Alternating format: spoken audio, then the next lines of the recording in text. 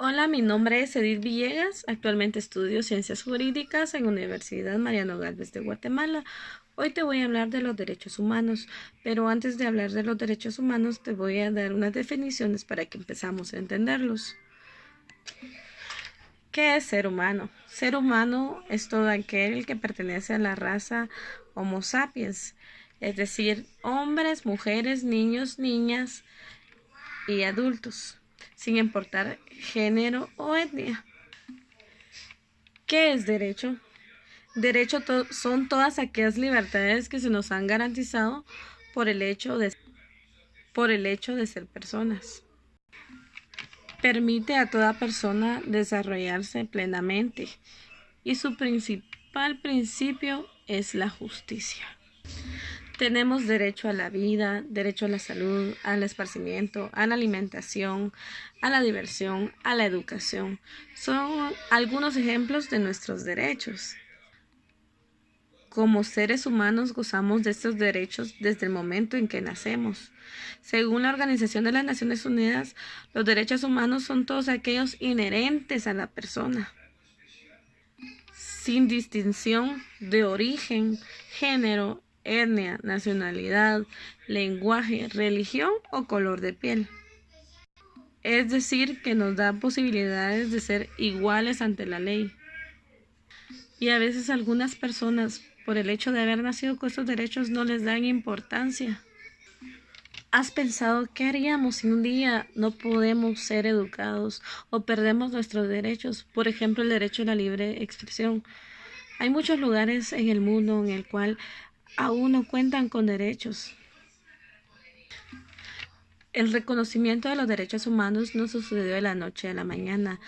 Ha sido una lucha constante a lo largo de la historia, de luchas y revoluciones. Desde el año 1760 a.C.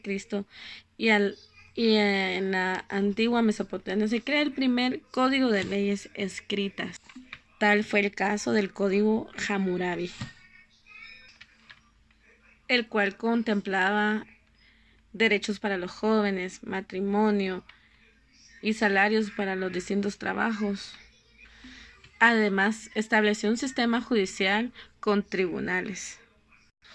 En el año 1215 después de Cristo, el rey Juan de Inglaterra fue forzado a firmar la primera Carta Magna, en el cual ya habla de ciertos derechos como el de tener y heredar propiedades, la justicia y el habeas corpus para los ciudadanos libres.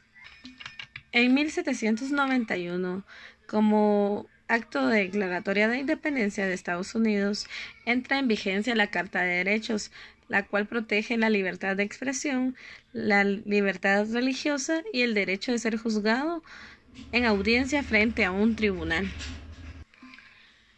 En 1945 se crea la Organización de las Naciones Unidas y en 1948 se crea la Asamblea General, la cual aprueba y proclama la Declaración Universal de los Derechos Humanos.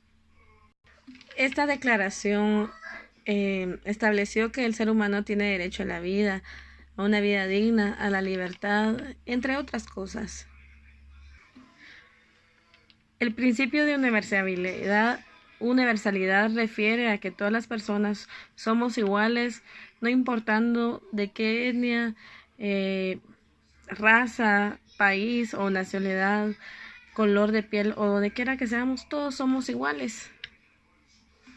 Los derechos humanos son indispensables, inherentes a la condición humana, no importando la etnia, el género, las creencias religiosas o políticas, ni condiciones culturales o condiciones económicas. Los derechos humanos no se le pueden quitar a una persona o modificar, únicamente dependiendo de la situación de la persona. Los derechos humanos no son estáticos y deben evolucionar y ajustarse con el paso del tiempo. Incluso deben crearse nuevos en caso de ser necesario. Todos los cambios deben de garantizar una vida digna con posibilidades de desarrollo. Los derechos humanos no se pueden transferir a otra persona, no tiene sentido que se transmitan, porque todos tenemos los mismos derechos desde que nacemos. Es inhumano vender a otra persona como que fuera una mercancía. No podemos ponerle un precio a la vida o a la libertad. Gracias por tu atención.